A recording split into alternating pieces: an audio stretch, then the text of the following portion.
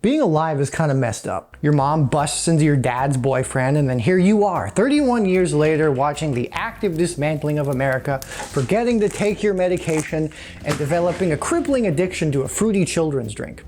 This is Capri Sun, not wine, because I'm a classy bitch. You know what else is messed up?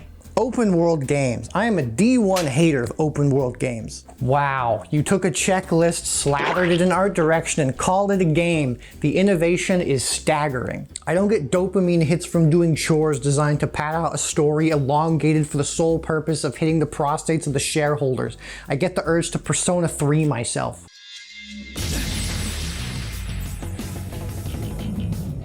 And speaking of Persona 3ing yourself, that sure seems like an activity that's gotten way more popular over the years. There was a 16% increase from 2011 to 2022, with record highs in 2022, with men and native peoples leading the charge. And I mean, go figure. We live in a time where we have the most potential for connection in our history, yet we're in the middle of a loneliness epidemic and the most atomized we've ever been. Financial stability is an absolute joke unless you were smart enough to be born rich. Jobs feel more pointless than ever. Good luck getting medical care here in the US of A. And video games are $70 now? We feel stuck and afraid and useless and desperate for something better, but very confused as to what to actually do. To quote Joba of Brockhampton fame, been wishing I could change, hard to change my ways, trained a certain way, afraid of my own fate. Bars. Also, Big Boy is absolutely one of the most underrated Brockhampton songs in my opinion. Like, that shit goes crazy. Now, class, what's the common thread between the decline of being aliveness due to an ever atomized, purposeless, and disconnected society and open world games being empty, bloated, repetitive garbage? No meaning. It's just a bunch of disconnected elements floating around that you're just kind of expected to engage with, but without real meaning connecting you with everything else. Like, how are you supposed to be jazzed about them? But how does one find meaning? How does one know what it is? Is it even possible with the current state of things? Well, I want to think so, because if it isn't, then I hope we win that now 3% chance of an asteroid hitting us in 2032. And I think that a little indie game that's truly the only great open world game I have ever played, Sable, is a great starting point for people who might not know how to look for purpose. And I'm gonna talk about why, because you can't stop me, and Mom said it's my turn to make a video about finding meaning in life. So strap that fat ass of yours in, burn your copy of Atomic Habits, and stop clicking on those random inspirational videos that show up in your YouTube feed at 2 in the morning and then make you go, wow, this is so true, Queen. My life starts tomorrow. And then instead you sit on your couch watching all of Castlevania Nocturne Season 2, lusting after Orlocks while eating pretzels and wanting your dad to stop bothering you about grandkids as your 32nd birthday looms ever closer. What? Oh, and before we get started, I would just like to severely apologize for offending some people in my last video because I cited Naomi Wolf. I am deeply ashamed of citing somebody so controversial, and going forward, I promise to do the most thorough research I possibly can on anybody who I mention in my videos to make sure that I only reference people who are squeaky clean and have never said anything dumb or stupid or weird ever. So anyways, I found a couple of guys that had some neat ideas. Do you have meaning in your life? If you say yes, why? How do you know? And if you say no, how do you know you don't? Oh fuck, I just realized my lights aren't on. Shit. Oh God, the aesthetic. Oh, the aesthetic. Better. Let's level set here. What is meaning? A lot of gay nerds, including one John Vervaeke, a sometimes overly verbose cognitive scientist and psychologist who famously said he communed with Hermes and Thoth. I am not kidding about this, he has said this multiple times, have been researching the idea of meaning for a while, and they've broadly broken down meaning into 4 dimensions that combine like Voltron into meaning. The first one is purpose, which is the idea of an overarching goal or goals that give you an intentional reason or reasons to live. It's very much a sense of direction. Like me, when I beeline it to the juice aisle in the grocery store. The second is coherence, which is structure. It's basically how relationships, smaller goals, values, etc. fit together in a way that makes sense. If things don't make sense, then they're not going to connect and you're not going to connect. Significance, which is something that's notedly absent in suicide victims, is about people feeling their existence is important and valuable to the world in some way. Like how I feel being the sole reason Capri Sun hasn't gone out of business yet. The fourth and last category, which is something that V-Dog specifically added himself, is called depth. One's life has depth or realness because it connects one to something larger than oneself, that has a value and a reality beyond one's egocentric concerns and individual existence. In other words, we all want to feel like we're connected to something greater than ourselves. Be it the greater good, a larger religious deity, the combined human collective, or a multinational juice corporation. The first three should all feel like they're pointing to that last one. And V-Man says that you can assess if you have meaning in your life if you can answer these two questions. What do you want to exist if you don't? And how much of a difference have you made to it right now? I don't know about you, but I think those are some good fucking questions. Can you answer them? For realsies, if you can, I'd love to hear it in the comments because I think it would be really cool to hear people talk about that. And also, engagement. If you can answer the first one, then you're seeking that meaning. But if you can't answer either, then you probably feel a bit of an existential crisis welling up right now. And I do have answers myself, by the way. But the only people who can hear those answers are subscribers. I have another question for you, but this one is mine. How are you supposed to define those 4 dimensions and find meaning if you are not familiar with yourself and the world? Enter Sable. At the beginning of Sable, you, John Sable, are a young woman living in a lovely little nomad village, and you finally come of age and you're ready to undertake the ritual known as the gliding, which is basically like the Rumspringa that the Amish do, where they, fuck off in the real world for a while and they get super messed up and then decide if they want to come back and join the church or have a real life in the real world with things like a gambling addiction and a crippling amount of credit card debt. And that's the premise of the game, by the way. You, John Sable, go into this beautiful science fantasy world on your cute little hoverbike and explore its many mysteries and interact with its many colorful and savage inhabitants. And figure out your place in the world, be it back with your nomad homies or doing anything else you find out in the world that brings you joy. You build relationships with people, you try out vocations and activities and learn what you like and what you don't. You learn about the history and the traditions of the world you live in, and you see how different people connect with the world through their own unique lives. You're not getting revenge for anything, you're not trying to kill God, you're not trying to be the coolest, strongest guy. You're just trying to figure out life. And that's pretty cool. I cannot stress how good this premise is for imbuing in someone that the only way to find meaning in yourself and the world you inhabit is to become intimately familiar with both of them. And for those who are confused as to what their purpose or goal might end up being, just like John Sable here, making your purpose, finding your purpose is perfectly acceptable. As we grow, so do our goals. Because if we always stay the same, that is a boring, lame, dumb existence. And that isn't what a lot of us were taught. Like, I can't speak for y'all, but a lot of my life, I basically felt like I was shot out the womb at high speed in one direction.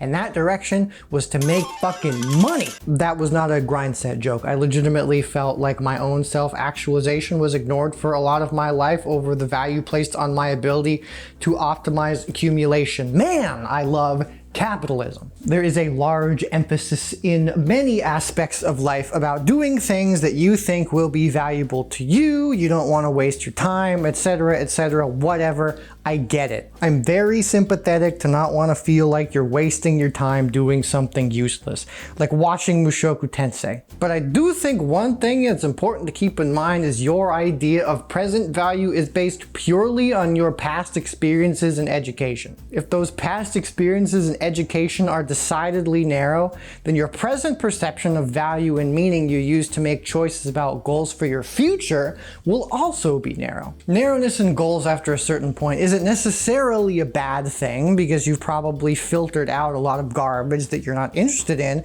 but you have to get to that point to be able to filter it out in the first place. Existing in a state of limited past experiences and education, which could easily be absent of anything that you find meaning in, is how you just kind of keep chugging along desperate for anything to latch onto and being fucking miserable all the goddamn time like I was.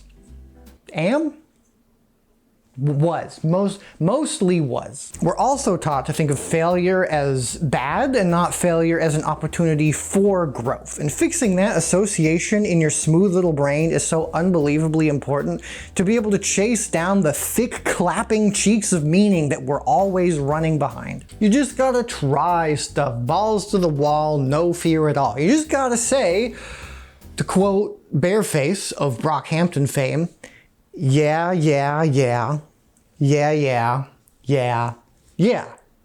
My mind says Don McLennan is my favorite Brockhampton member, but my heart says Bareface. I love Sable because it shows you a level of warmth and encouragement in your journey to find that purpose that maybe a lot of people have never really had before. Oh, you want to pursue the arts in school? Wow, yeah, that's great, but you know, cousin Jimmy just went to business school and like 5 seconds after he graduated, he became a billionaire.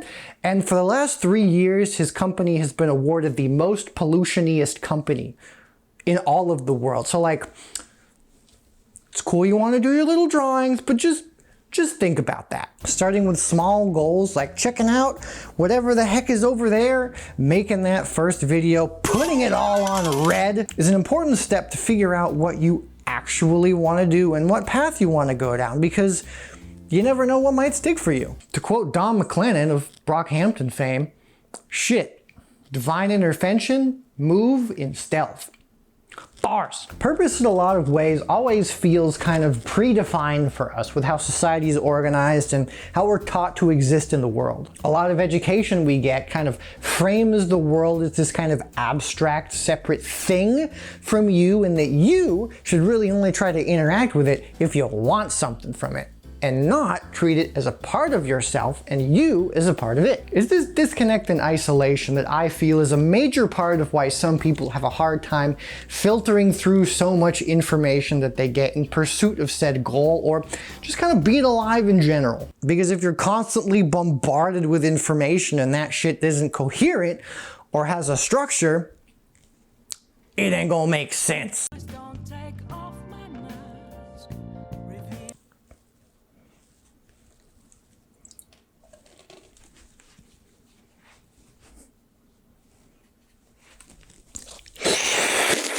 As you, John Sable, go out into the world, you realize very fast that the world is designed for you, John Sable, to engage with in a very different way than the usual open world sludge we're used to. Every piece of dialogue is meaningfully constructed to give you context and info about the world, the people in it, or to encourage you to think about your relationship between the previous two.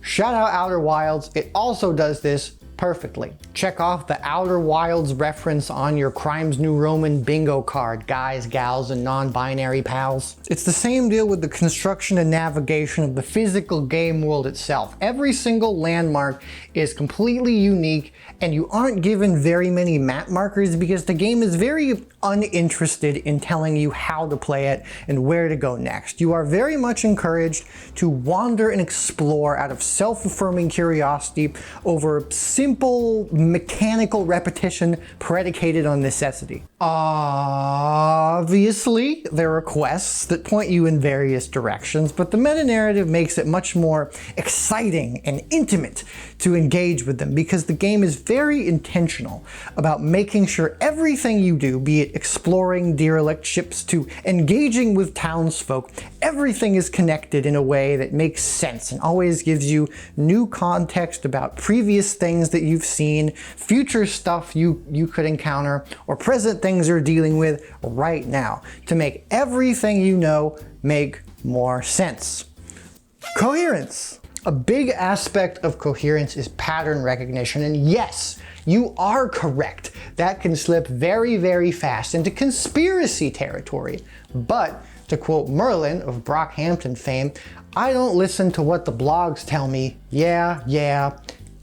We get so much information everywhere all the time, and being able to filter through that in a way that makes sense, which we can then use to act on our purpose or goal, is a skill that we as humans uniquely possess, or try to possess. A lot of people fail at this and then do wacky, crazy things like storm the Capitol or blame women and minorities for making video games bad. I like to think I'm pretty okay at this, which is why I can read various things certain people have written and determine if it's incredibly stupid and dumb or actually possesses good little nuggets of insight that can be utilized for a greater good. But aside from how cool I am, it's important to figure out that working to see how everything in the world and your life connect to and transform each other is necessary to understand how you want to be able to affect and be affected by that symbiosis. You want to see a magic trick?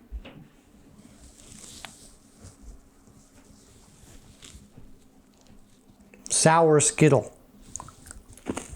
Magic. One of the first things you, John Sable, do when you get to Burnt Oak Station has you run a little errand for the innkeeper to fetch some beetle husks. But you're not just collecting beetle husks for no reason. You're helping a member of the community, and they're teaching you about the world you live in and how people make use of the items present in that world in ways to give you a deeper understanding of how they live. You'll never find an endless slew of quests in Sable that are basically just go kill a bunch of guys over there disguised under really half-baked dialogue again for the 20 millionth time. Sable doesn't waste your time with anything like XP systems or vertical progression, so you don't get into this really annoying rhythm of just mindlessly picking up every single quest without reading it for the sole purpose of level progression or that item buff you need, because God forbid you fall behind in the game's stupid balancing because you didn't get that 2% upgrade. You aren't expected to grind encampments and endlessly kill enemies to make sure your level is high enough so you can ultimately kill Big Jimbo the bad man.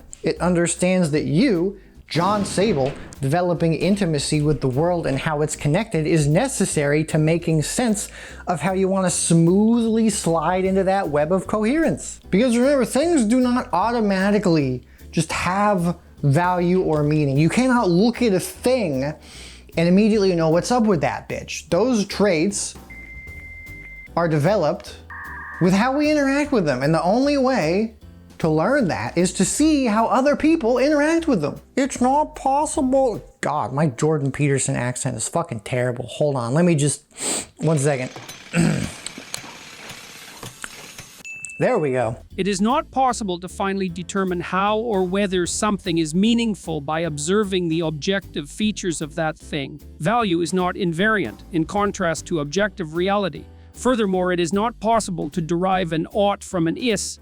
It is possible, however, to determine the conditional meaning of something by observing how behavior or someone else's is conducted in the presence of that thing or in its absence. Thank you, Jordan. Very cool. It's understanding the husks, dog. It's understanding the people freaking out about pronouns. It's understanding why trans homies are feeling fucking horrified that their hormones are being unjustly restricted. It's understanding why the Silk Song subreddit is the way that It is, and it's understanding the warmth that I feel toward my stuffed basset hound that I've had since I was 4 years old. The stuffed dog in isolation is just a potentially asbestos-filled piece of future landfill. The stuffed dog with our coherence glasses applied is an important personal artifact with decades of attachment and memories from the autistic bisexual on the internet. We can't understand the value of something unless we understand the connection it has to the people who interact with it. Because when you don't got that, things just feel like confusing and annoying. Like, it's why so much shit that you gotta do in real life feels very disconnected and pointless. And most everything in open world games feels very artificial and like a checklist. It's because there's no coherence. There's no coherence behind whatever purpose you have and whatever the game is expecting you to do. I personally have always kind of felt like I was doing something wrong or living incorrectly because I was trying to do what I was told was meaningful and important, but mysteriously working myself to death wasn't really doing it for me. It wasn't until I realized that a lot of people who were telling me those things were actually miserable too. Which is when I kind of realized that, oh, wait a minute. Maybe something's off. It almost felt like there was this fabricated reality draped over the actual one, which emphasized complacency over critical thinking. I was learning how to be a good drone, not a good person. Shout out Paulo Freire for that insight. You're a real one, and honestly, kind of a gilf. I'm just gonna say it. But without feeling important and valuable within the structure you have come to understand, without feeling real significance, you could just be taking a highly organized path into a future in which you could Persona 3 yourself. What else should I be? I think there's a certain beauty in being able to engage with the world and all of its elements, its people, its places, its histories in a way that has you continually engaging with and experiencing new things and perspectives while simultaneously enriching all of the stuff that you already knew. It's like the Charlie Always Sunny meme, but wholesome. And I think a lot of people have a hard time understanding how to do this because of a lot of the shitty ways that we are raised. A lot of the times it feels like we are railroaded through life, very atomized. We have a lot of fear instilled in us basically all the time for everything. And, you know, especially when we are desperate to get our basic needs met, pursuing a form of self-actualization is probably the last thing on a lot of people's lists. But you know, that's really why I like Sable. I mean, obviously you could just think it's like an empty, boring piece of garbage, but if you turn off your Subway Surfers for 2 seconds and stop chugging energy drinks so your heart rate drops below 140, you can utilize this beautiful game as a spiritually educational experience to help you learn to understand how to have a more intimate understanding of your own personal framework of the world, which can lead you into finding value in yourself and how you want to exist in it. One of my favorite parts of Sable is the people and how you, John Sable, see the ways that they live their lives within their chosen fields of significance. The cartographers love traveling and making maps. The machinists love tinkering and talking to machine spirits. And no, I'm not talking about the Warhammer kind. Please calm down. Sure, in isolations, the machinists might be some dudes hammering on some metal. But remember what our boy JP said, and not about the lobsters. Things have context because of the interaction and how they're interacted with. And those interactions you see can help you, John Sable, realize just how significant some things can be to people. It could open up who knows how many avenues for you to re-examine what could give you that sense of importance you're looking for. To quote Matt Champion of Brockhampton fame, and if I didn't know y'all, maybe I would have a desk job, ticking till I off myself. Bars. To me, I really think that significance, the thing that makes you feel valuable and not want to Persona 3 yourself, is being able to execute your goals within that coherent framework in order to meaningfully change it and thus yourself in perpetuity, because you want to do it. You are motivated by the act of it rather than the expectation of some extrinsic reward. God, I hate pronouncing that word. Calling something you do significant is a value-oriented claim and the ultimate justification for why you would do something. It's the best score you could possibly get at the Goal Olympics. We all have our own internal criteria that we form over time to evaluate the importance or significance of our life in past, present, and future. Money making is kind of the default one that a lot of people learn. People pleasers associate them being valuable with being total fucking pushovers. Gamers find significance in lazily yet aggressively hating women and minorities online. Everyone kind of has their own initial version of significance that they learn through osmosis, watching a parent or a friend and kind of taking that upon themselves. But I think a flaw of a lot of these, like the one I mentioned, is that they're all based on these tangible extrinsic motivators at the cost of a part of you. Working yourself to death and ignoring your wife and kids, sacrificing your own happiness for someone else's, unless, you know, that's like a kink thing that you got going on, like go off queen, or making yourself hate your own hobby due to brainworms, you're not engaging with significance in any kind of real, transformative, coherent way that makes you actually feel important. You're just kind of lying to yourself by making yourself think that you're doing something important because it's all you really have. Minus the kink thing. Again, like, good for you. And watching somebody engage in that significance is like really inspiring. You know, it almost makes me a little jealous, if I'm being honest here. You can feel that someone's doing something in a way that's different from just doing it out of necessity. Like, it's pretty basic bitch advice, but you kind of gotta do something for the love of the game to really feel sauced up about it. Every part of it, especially the trials and tribulations, should feel important and satisfying to push through because on some level, you feel this is what you are supposed to do, you know? This goes back to our previous discussion of value. Do you find pursuing something valuable because it is extrinsically rewarding or intrinsically rewarding? And for the record, I'm fucking dog shit at this. That's why I'm on so much medication. Having external outcomes like a full harvest from your beautiful garden you've been working on is a wonderful thing, but that harvest won't taste nearly as good if you haven't been fostering it for the love of gardening. If you're making art purely for the desire to make some end product to sell, or you're making videos purely for the desire to want the views and not for the process of making whatever it is in your chosen craft, you are going to make something worse and you are going to be not happy with it. And I can't speak for everybody here, but having coherence around why I'm doing something is so incredibly important for why I feel valuable engaging in something, because my brain is broken and I can't feel things like a normal person. Okay, class, how we doing? We got our purpose or our goal, we got some coherence for enacting that goal, and we're finding our significance in acting on it. Good? We good? We want juice break? Want a snack? Bathroom? Just kidding. I don't do breaks. We break when I say so, because I am God here. And speaking of God, What else should I be?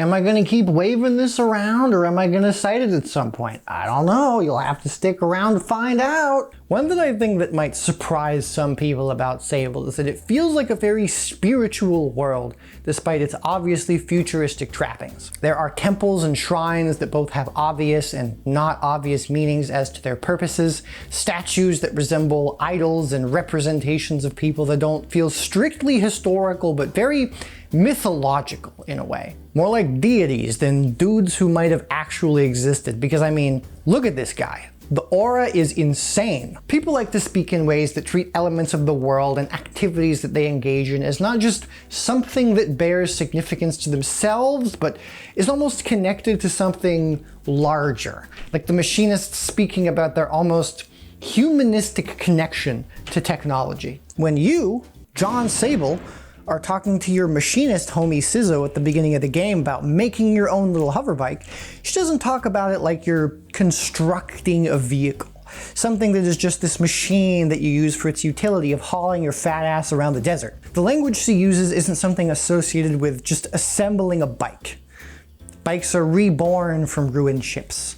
There's a reverence and a respect, almost like you are making something close to a person or a spirit rather than a simple contraction for ass-moving purposes. The parts you gather for your bike fit together not because, oh, they got the tools and they're supposed to fit together, blah, blah, blah, but because that's what they're supposed to do. They were always meant to fit together like that because they belong to her.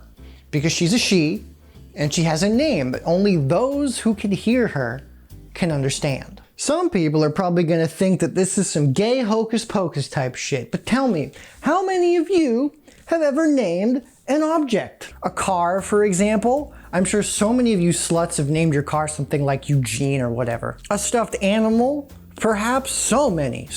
I can hear the pile of them staring at you from behind the screen. Boats are named all the fucking time for some reason, and all the creatures that you let roam around your male living space ass apartment also have names. What is a greater indication that you have a deep connection and care to something beyond yourself that doesn't even understand what a name is than to name it? To completely go beyond yourself and your rationalizations of the world and how it functions to do this borderline irrational act of giving a thing a name, not arbitrarily, mind you, but always a name that you think fits the essence of that entity, even if it has no idea what you're trying to do or can even contemplate that you're trying to give it a name in the first place. His name is Bagel, by the way, because, you know, obviously. I think it is such a genuinely beautiful ritual. It is an act that is comprised of value and import and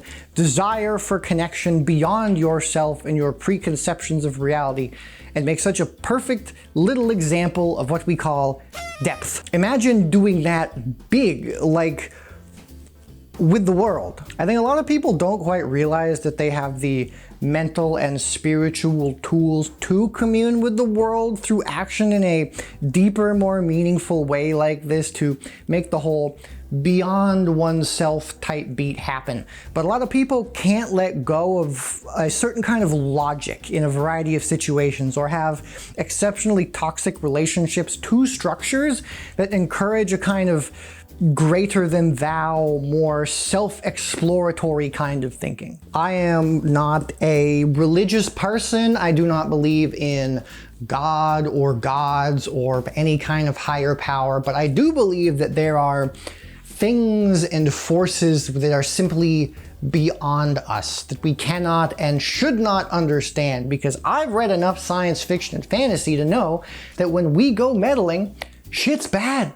We should just leave it alone. I also quite like science and rationality, as you can tell, because my autistic brain loves breaking down and labeling things and giving structures so stuff makes sense, you know. Rationality, I think, is quite poggers. But one thing that I do broadly agree with the Jays on is that in our more secular era of hyper-rationality we attempt to live in, we've kind of lost a little something that kind of keeps us from that depth, that deeper connection that I think so many of us are seeking but don't really know how to find. Prior to the time of gay nerds, man lived in an animated, spiritual world, saturated with meaning, imbued with moral purpose. The nature of this purpose was revealed in the stories people told each other.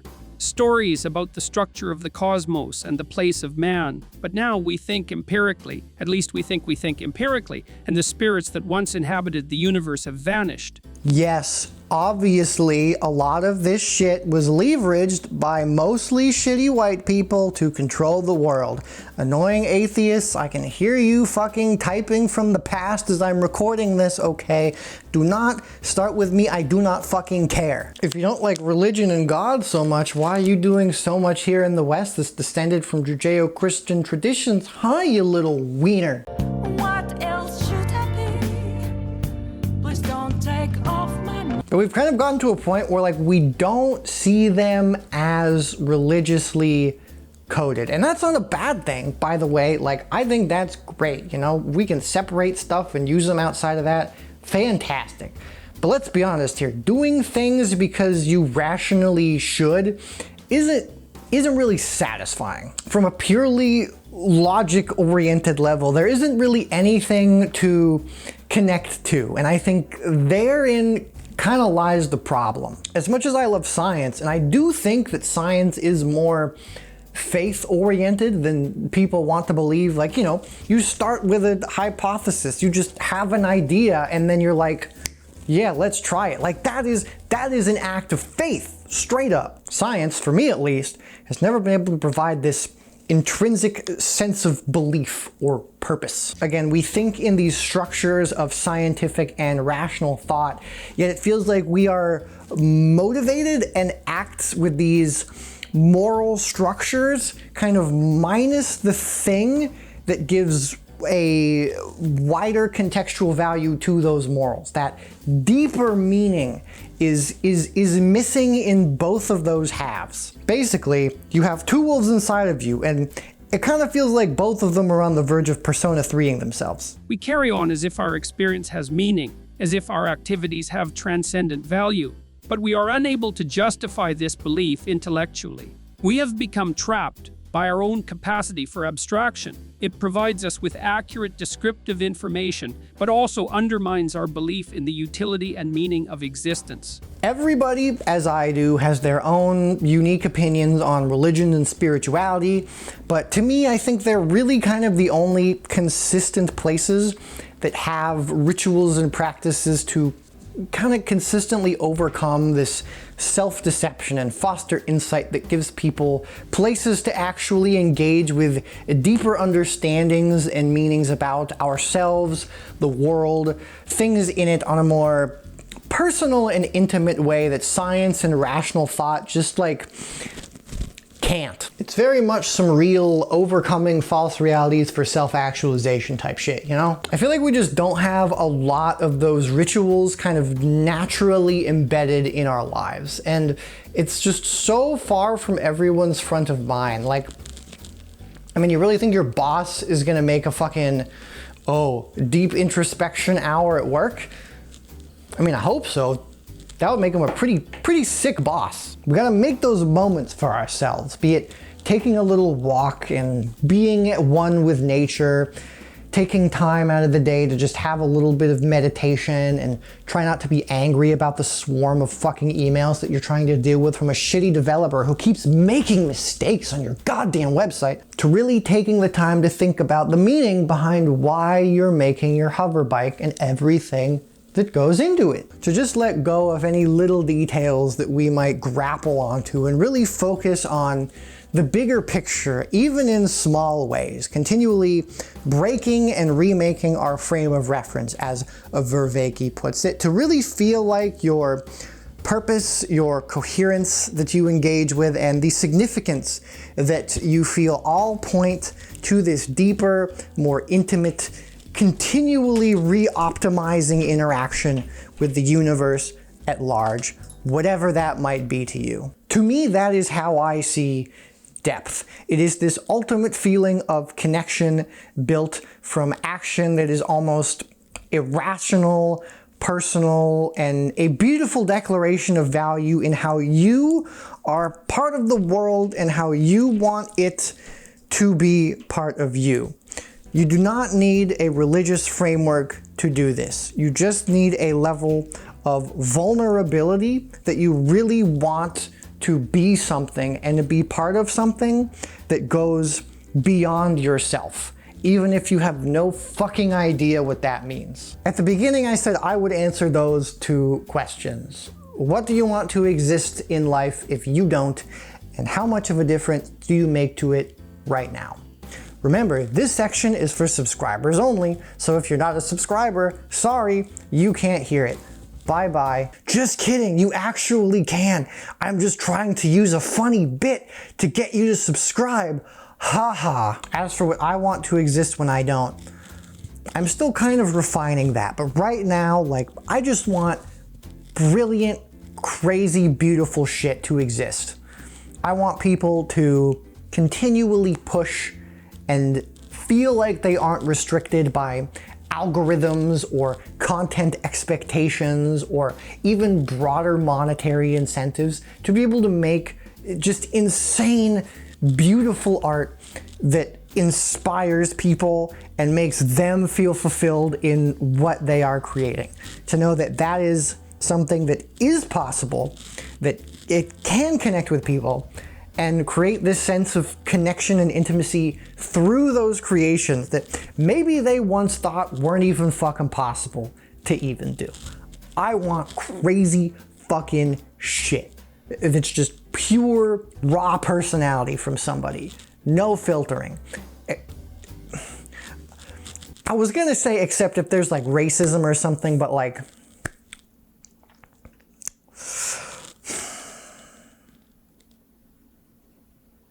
yeah, probably no racism.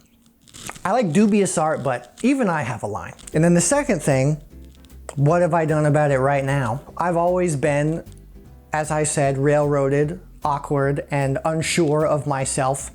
And this YouTube channel is kind of my first real way, outside of, you know, design stuff, of putting that energy that I want into the world.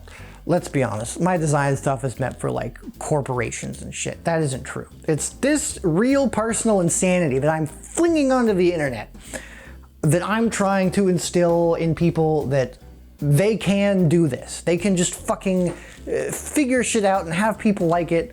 Like, I got like fucking 4,000 subscribers over the past fucking 2 months as of recording this. Like, that's fucking crazy. Like, I got a message from somebody, I got a comment on one of my last videos about how some shit that I made inspired them to make a thing, to just try to make a thing. And that was fucking awesome. That was the coolest thing I've ever seen in my life. The fact that my garbage could inspire someone to that level. Like, that is insane to me. Like some people are also just like donating money to me. Like, that's insane. Like, I didn't even know you could do that, but do it. I like money. I have bigger, more ambitious goals for how I want to do this, but doing this stupid YouTube thing has been like really significant for me, and it's really helped me come out of my shell. And I've met some really sick ass people doing this that I've talked to. I've developed new skills that I've really loved learning and overcoming challenges that I would have liked to be more fun than they were, but I still enjoyed them because I learned something out of it. Fuck you, Adobe. Suck my ass. Why can't you make good software? At the end of the day, I think life is really hard and the world is really bad right now. And normally I'm a huge fat Debbie Downer who wants to Persona 3 myself, but I am putting in actual work into not being a big whiny baby. And if I can help even one person do that as well, that would be, as the kids say, pretty poggers. And I think that this little video game that I like so much is a really good way for people to get a really nice introduction to just thinking about it on a super base level, without reading or listening to a strange man that sounds like Kermit the Frog ramble about lobsters and dragons. Unless that's your thing, you know, like, props. Anyways, play Sable, please. It's great. I love it. Don't Persona 3 yourself. That is bad, because if you do that, then there will be less cool art in the world that will inspire more people to make cool art, because that shit is great. And also, I hate Mushoku Tensei. Please play the Talos Principle, Capri-sun. Please give me a sponsorship. Thank you. Ha, I got you. This video wasn't on this book at all. It is good though. I highly recommend it. I'm like a good way through it. Read it. Read it. It's really good. It's really good. Okay, goodbye.